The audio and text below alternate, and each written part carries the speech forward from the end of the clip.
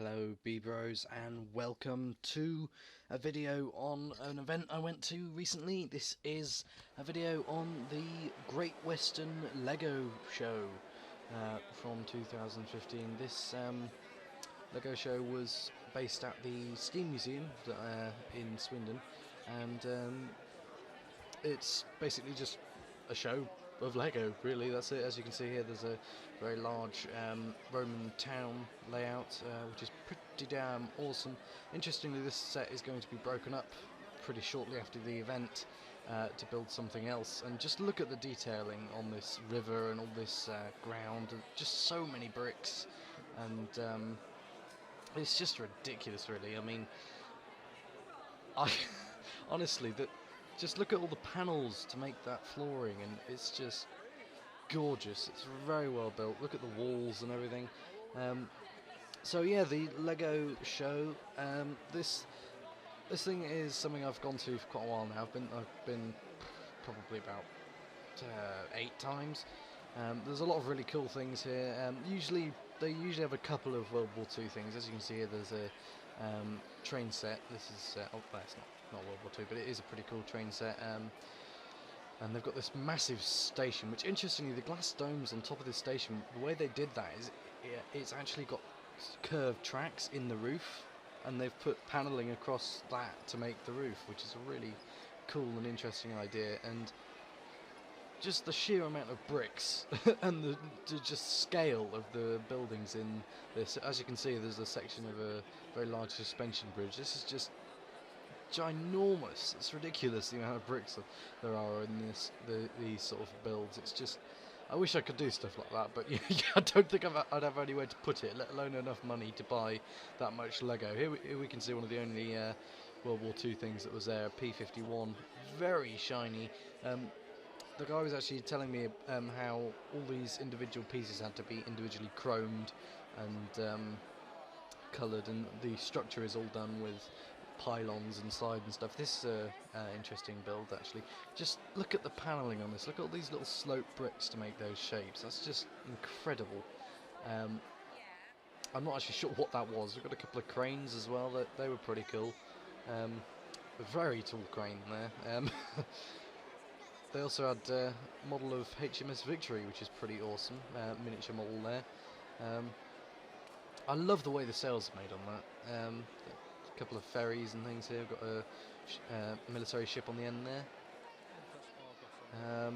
They had a lot of these little car things, which are famous cars. As you can see, there's Ecto-1 there. You've got a DeLorean.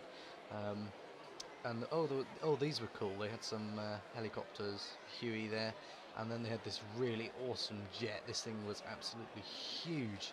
And the interesting thing is, none of these are minifigure scale. They're all slightly bigger. This is interesting here. We've got we've got a TARDIS with the Dalek and the 4th Doctor. Oh, and Top Gear. Yeah, Top Gear as well. As you can see, yeah, we've got the TARDIS. I really love the way they've done that door. And Jurassic Park, yeah, we've got that as well. There's a lot of stuff here, and just the sheer amount of models at these shows always amazes. Oh, got the 18 van as well. That's pretty cool. But yeah, the sheer amount of bricks at these places is what amazes me. Yeah, no, those bricks are sideways. So they probably used some of the sideways clip pieces to connect the pier pieces to the thing, and then it's all sort of complicated structure bits, because you can do sort of structures like that at the top of the dome with using all of the different clip bricks, but it's much more difficult than using Technic, where you do end up with a much more solid Lego looking effect. So yeah, I was just giving you a brief tutorial on how to build Lego architecture there. This set was incredible, actually. This little I'm not sure what you call it, actually, docks area. It's so detailed, and like I was saying in the video, I love the way these buildings have such detailed architecture and yet still look like solid Lego, because you get a lot of things nowadays that are just Technic with panelling over the top, which I think is a shame, because it looks less bricky, less Lego-y, and I really like that model. That's a really awesome model. We had a couple of really large trucks as well. These were pretty cool. I'm not sure whether they were radio controlled or not. They might have been. That ship was just ridiculous looking. It's really tall. The whole detail on that was incredible. Oh yes, there was the digger thing, truck thing. I must admit, I don't really know much about most of these sets, and I did just get a brief overview of them all while I was there. This Lego show it's not the best show in the world. It does tend to be just a sort of brief walk around, look at everything, and then leave. Really, because it's so busy and crowded, you don't really get a chance to look at the models in detail, and there aren't really that many there actually. It's just really the main hall with a couple of tables around the edge and a couple in the middle. But this thing was pretty cool. It was like a little miniature globe thing with a ship in the middle. The water in that looked incredible. This is a Caterham, I believe. Very fast car. That's all I know about it. I don't, like I said, don't really know much about anything other than tanks and planes. So. Had a couple of trains as well. These were pretty cool. They were very detailed, so much so they could almost be just train models, really. They had some planes as well on the end there, some military stuff. Not World War II, but just military stuff. Another Caterham there, and another Caterham. There were a lot of Caterhams. But just look at the detailing on some of these trains. They just look like they could just be models, really. You know, it's a problem with Lego is it's very difficult to build something without, because you don't know what bricks you need until you need them. So it's very difficult to build something unless you've got a lot of money. They had some. This was cool. This plane had some working. I'm not sure what those lights are called actually. I should know what they're called, but I can't remember. Yeah, lights on it. This one had working lights on the wings as well. That was pretty cool. I think that was a Harrier. I'm not sure.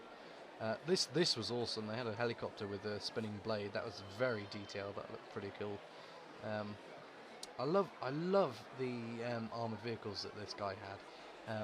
Obviously that's an armoured personnel carrier there. We've got, I believe this is a British Fox light tank. It hasn't actually got any tracks, but I believe that's a Fox.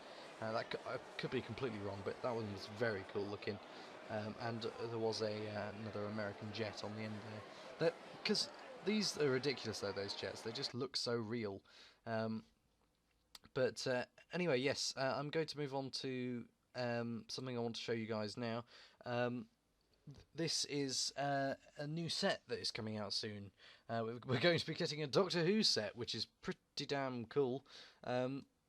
As you can see, we're going to be getting the TARDIS, which folds out to become the interior, which is pretty awesome. It's got a console and sort of panels on the wall with the round things. I like the round things. The round things are cool. I'm definitely going to be buying this set. I might even do some animations with it.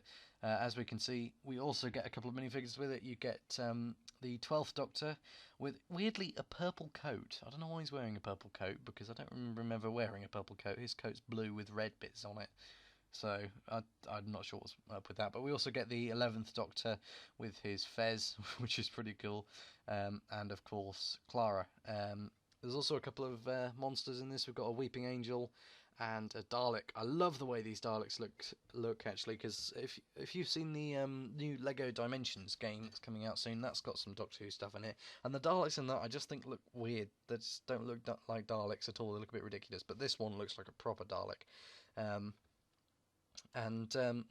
Yeah, so that's the Doctor Who set. And as you can see, of course, the TARDIS does fold up into a full TARDIS. It's not just a set background. But anyway, yeah, so that's the new Doctor Who set and my trip to the Great Western Brick Show. I'll see you guys in the next one. In fact, I'm going to leave you with a couple of pictures of some of the things I bought while I was at the show. I got some weapons for my World War II stuff. Got some MG32s. I've got some Sten guns, a Bren gun as well. I also got a couple of minifigure bits and bobs. So yeah, see you guys in the next one.